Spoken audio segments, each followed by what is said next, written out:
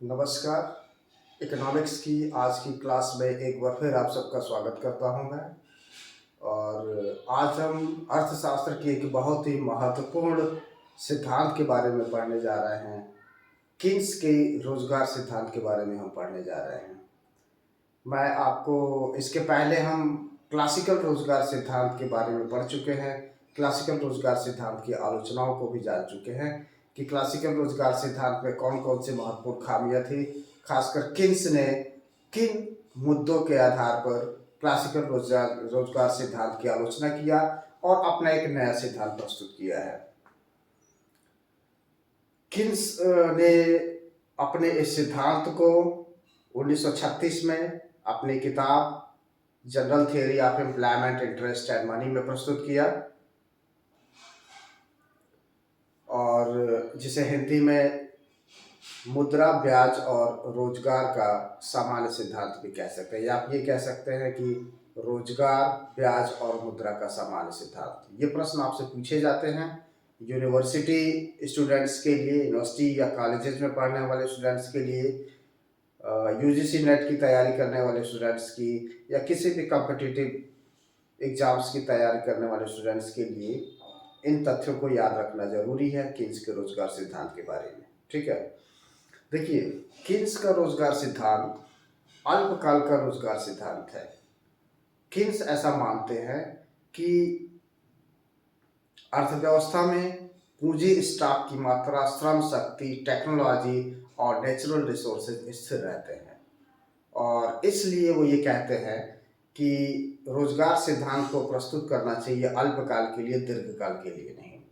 अल्पकाल में हम सब इकोनॉमिक्स में पढ़ चुके हैं कि अल्पकाल में अर्थशास्त्री ऐसा मानते हैं कि पूंजी की मात्रा, श्रम शक्ति, टेक्नोलॉजी और प्राकृतिक संसाधनों की मात्रा में कोई परिवर्तन नहीं आता है।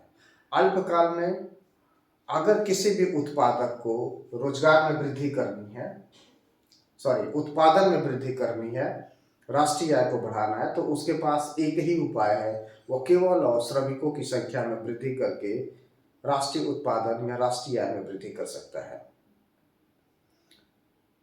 इसलिए किन्स के रोजगार सिद्धांत का मतलब राष्ट्रीय आय निर्धारण का सिद्धांत भी है, राष्ट्रीय उत्पादन निर्धारण का भी सिद्धांत है। क्योंकि जो तत्व राष्ट्रीय आय को निर्धारित करते हैं वही रोजगार को भी निर्धारित करते हैं।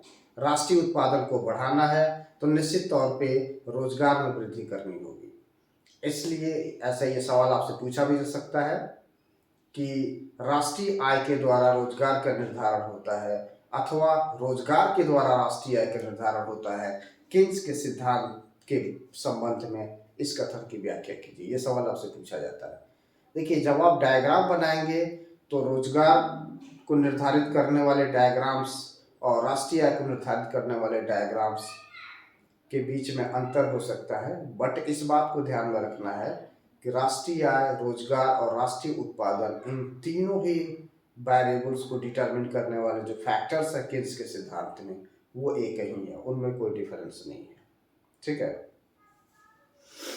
क्लासिकल सिद्धांत को पढ़ते समय आप से का बाजार नियम जानते हैं और से का बाजार नियम ये कहता है कि पूर्ति अपने मांग का सृजन स्वयं करती है, supply creates its own demand. इसका मतलब ये है कि अर्थव्यवस्था की जो उत्पादन क्षमता है, जितने संसाधन है, श्रमिक, पूंजी, तकनीक, नेचुरल रिसोर्सेज, सबको यदि पूरी तरीके से काम पे लगा दिया जाए, जो प्रोडक्शन होता है उस प्रोडक्शन की डिमांड ऑटोमेटिकली हो जाती है। There will be always full employment in the economy and aggregate supply will always be equal to aggregate demand. ठीक है, कोई भी अंडर अनएम्प्लॉयमेंट की स्थिति नहीं होगी, मंदी तथा बेरोजगारी की स्थिति नहीं होगी। इसके उलट किन्स ये कहते हैं, वो ये भी मानते हैं कि ठीक है, आउटपुट लेवल और एम्प्लॉयमेंट लेवल का डिटर्मिनेशन एग्रीगेट डिमांड और एग्रीगेट सप्लाई से होता है। बट किन्स ये कहते हैं कि अर्थव्यवस्था हमेशा फुल एम्प्लॉयमेंट के लेवल पे काम नहीं करती है। सामान्यतः अर्थव्यवस्था फुल एम्प्लॉयमेंट से नीचे पे काम करती है। ये ठीक है कि अर्थव्यवस्था में एग्रीगेट डिमांड और एग्रीगेट सप्लाई, ये दोनों मिलकर तय करते हैं कि इक्विलिब्रियम लेवल ऑफ आउटपुट क्या होगा। लेकिन किन्स ये कहते हैं कि एग्रीगेट सप्लाई कितनी होगी वो इस बात पे डिपेंड करता है कि एग्रीगेट डिमांड कितनी है। अब ध्यान दीजिएगा, क्लासिकल से ये कहते हैं कि सप्लाई हो गई और उसके अकॉर्डिंग डिमांड किया जाएगा, पूरा का पूरा डिमांड हो जाएगा। किन्स ये कहते हैं कि एग्रीगेट डिमांड ये डिटरमिन करता है कि अर्थव्यवस्था में एग्रीगेट सप्लाई कितनी होगी।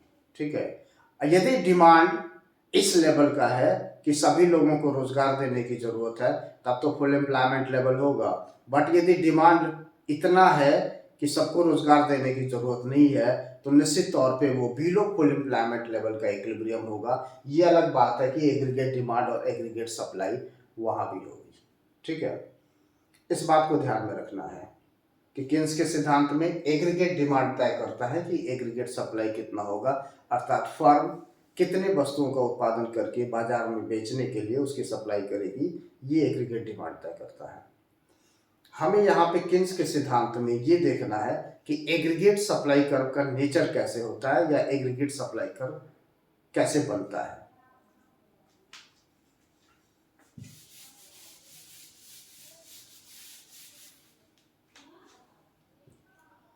किन्स के सिद्धांत में मैं आपको डायग्राम बना रहा हूं, यहाँ पे आप ध्यान से देखेंगे इसको। एक्स एक्सिस आउटपुट लेवल को शो करता है और वाई एक्सिस आपको प्राइस को शो करता है, जनरल प्राइस लेवल को शो करता है, एवरेज प्राइस को शो करता है। ठीक है, aggregate supply curve, Keynesian aggregate supply curve, जिसे आप short run aggregate supply curve भी कह सकते हैं, ये आपका ओपी है at the level of full employment of output. Full employment level of output के पहले तक aggregate supply curve horizontal axis के पैरेलल होता है, आउटपुट एक्सिस के पैरेलल होता है।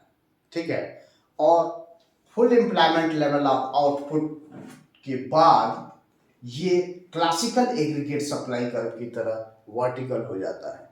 ठीक है, किन्स ये जो एग्रीगेट सप्लाई कर्व का किन्स ने निर्माण किया है, किन्स एक ऐसी अर्थव्यवस्था के बारे में बात करते हैं, विचार करते हैं जिसमें भीषण बेरोजगारी है, भीषण मंदी है, निवेश का स्तर काफी निम्न है, उत्पादन का स्तर काफी निम्न है, लोगों को काम नहीं मिल रहा है। ऐसी अर्थव्यवस्था में रिजर्व कैपेसिटी हमेशा मौजूद रहती है, रिसोर्सेज बेकार पड़े रहते हैं, खाली पड़े रहते हैं। और इन अर्थव्यवस्थाओं में जब एग्रीगेट डिमांड में वृद्धि होती है, तो जितनी एग्रीगेट डिमांड में वृद्धि होती है, फर्म का मालिक उतनी सप्लाई कर देता है, फर्म उतनी सप्लाई उत्पादन करके अर्थव्यवस्था में कर देती है। उसका परिणाम ये होता है कि एग्रीगेट डिमांड के अकॉर्डिंग एग्रीगेट सप्लाई जब बढ़ जाती है, इसका मतलब ये है कि प्राइसेस पे कोई इंपैक्ट नहीं पड़ेगा।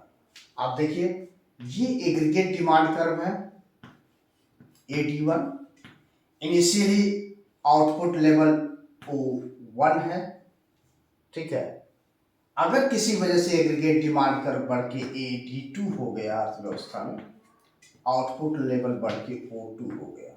आप क्या देख रहे हैं, जितनी एग्रीगेट डिमांड बढ़ी है, फर्म ने उतनी ही सप्लाई भी बढ़ा दिया है।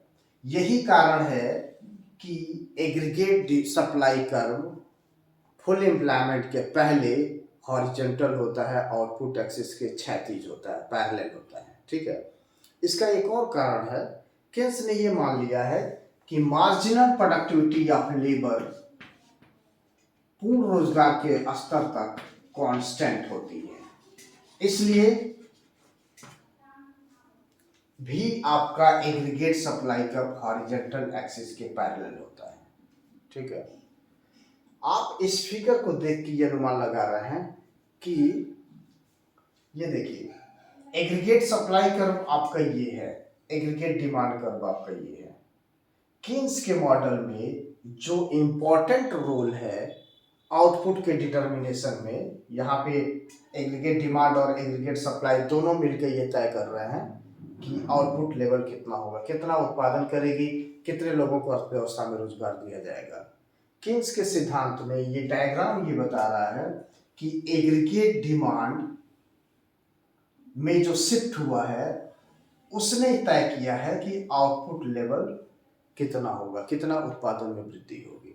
इसका मतलब ये है कि केन्स के सिद्धांत में रोजगार और उत्पादन या राष्ट्रीय आय के निर्धारण में जो मुख्य भूमिका निभाता है वो एग्रीगेट डिमांड है।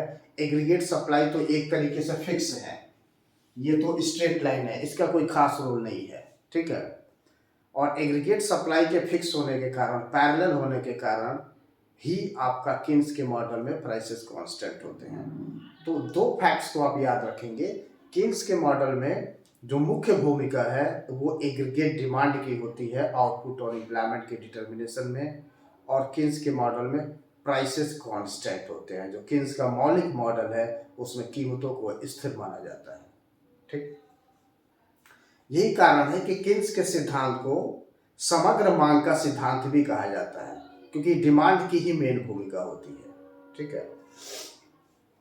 यहाँ पे ध्यान दीजिएगा, क्लासिकल इकोनॉमिक्स ने ये कहा था कि एग्रीगेट डिमांड और एग्रीगेट सप्लाई के कंडीशन में जो आउटपुट लेवल का डिटर्मिनेशन होता है वो full employment level of output होता है। और केन्स ये कहते हैं कि फुल एम्प्लॉयमेंट तो एक रेयर केस है जो हमेशा नहीं पाया जाता अर्थव्यवस्था में। जो सामान्य केस है, सामान्य जो फेनोमेना है, जनरल फेनोमेना है, वो बिलो फुल एम्प्लॉयमेंट लेवल ही होता है। इसलिए जहाँ पे एग्रीगेट डिमांड और एग्रीगेट सप्लाई आपस में बराबर हो वो below full employment level of output होता है। कोई जरूरी नहीं है कि full employment level of output पे ही एग्रीगेट डिमांड और एग्रीगेट सप्लाई दोनों आपस में बराबर होंगे, ये केन्स ने कहा है। यदि full employment level of output को पाना है, अचीव करना है, तो नो डाउट एग्रीगेट डिमांड में वृद्धि करनी पड़ेगी, तभी full employment level of output पाया जाएगा, ठीक है। ये बेसिक डिफरेंस भी आप याद रखेंगे कि क्लासिकल इकोनॉमिक्स में अर्थव्यवस्था हमेशा फुल एम्प्लॉयमेंट लेवल पे काम करती है, आउटपुट फुल एम्प्लॉयमेंट वाला पाया जाता है। बट केन्सियन मॉडल में अर्थव्यवस्था बिलो फुल एम्प्लॉयमेंट लेवल पे काम करती है, और यदि फुल एम्प्लॉयमेंट लेवल को अचीव करना है तो हमेशा एग्रीगेट डिमांड में क्या करनी पड़ेगी, वृद्धि करनी पड़ेगी, ठीक है।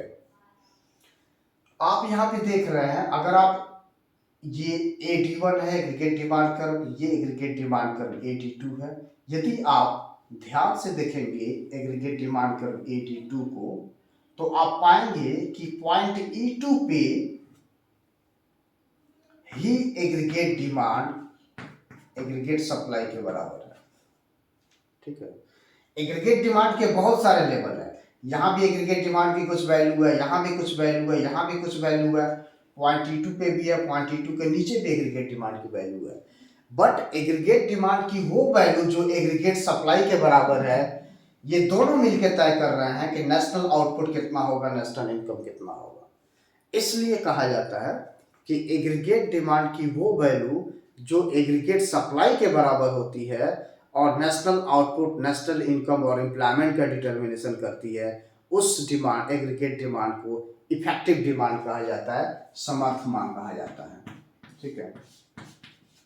और इसी समर्थ मांग की महत्वपूर्ण भूमिका होती है एम्प्लॉयमेंट और आउटपुट के डिटर्मिनेशन में केन्स के सिद्धांत में, समर्थ मांग। इसीलिए केन्स के सिद्धांत को इफेक्टिव डिमांड का सिद्धांत भी कहा जाता है, समर्थ मांग का सिद्धांत भी कहा जाता है। तो आप याद रखेंगे, समग्र मांग का वो वैल्यू जो समग्र पूर्ति के बराबर होता है और दोनों मिलके नेशनल इनकम और एम्प्लॉयमेंट का डिटर्मिनेशन करते हैं, इसलिए समग्र मांग के उस वैल्यू को समर्थ मांग कहते हैं, इफेक्टिव डिमांड कहते हैं, ठीक है। और समर्थ मांग ये केन्स के सिद्धांत का एक मौलिक देन है, एक मौलिक विचार है जिसको उन्होंने उद्घाटित किया है, और इसी के आधार पर वे मंदी तथा बेरोजगारी की व्याख्या करते हैं। मंदी तथा बेरोजगारी को दूर करने के लिए एक नीतिगत उपाय बताते हैं, जो क्लासिकल सिद्धांत जिसकी व्याख्या, क्लासिकल अर्थशास्त्री जिसकी व्याख्या करने में असमर्थ थे, ठीक है। तो ये आज मैंने आपको एक बेसिक इंट्रोडक्शन दिया है केन्स के मॉडल का, एम्प्लॉयमेंट थ्योरी का, कि केन्स का मॉडल एक अल्पकालीन मॉडल है, वो राष्ट्रीय निर्धारण का भी सिद्धांत है, रोजगार निर्धारण का भी सिद्धांत है। केन्स के मॉडल में एग्रीगेट डिमांड और एग्रीगेट सप्लाई के द्वारा इक्विलिब्रियम लेवल ऑफ आउटपुट का डिटर्मिनेशन होता है। हाँ, वो equilibrium level of output full employment level of output हो ये जरूरी नहीं है। Full employment level of output को अचीव करने के लिए एग्रीगेट डिमांड को बढ़ाना पड़ेगा, और एग्रीगेट डिमांड ही वो फैक्टर है जो किन्स के मॉडल में डोमिनेंटली मुख्य रूप से आउटपुट एम्प्लॉयमेंट को डिटरमिन करता है। ठीक है, इफेक्टिव डिमांड की महत्वपूर्ण भूमिका होती है किन्स के सिद्धांत में, और इफेक्टिव डिमांड और कुछ नहीं होता है बल्कि उस एग्रीगेट डिमांड की वैल्यू होती है जो एग्रीगेट सप्लाई के साथ मिलकर आउटपुट और एम्प्लॉयमेंट का डिटरमिनेशन करती है। तो आज की क्लास में हमने किन्स के मॉडल की शुरुआत की है। अगले क्लास में हम और विस्तृत रूप से किन्स के रोजगार और आय निर्धारण सिद्धांत को आगे बढ़ाएंगे और किन्स के जो फंडामेंटल जो इंस्ट्रूमेंट्स है जिसके आधार पर उन्होंने अपने सिद्धांत की व्याख्या किया है उसकी चर्चा करेंगे। Thank you so much.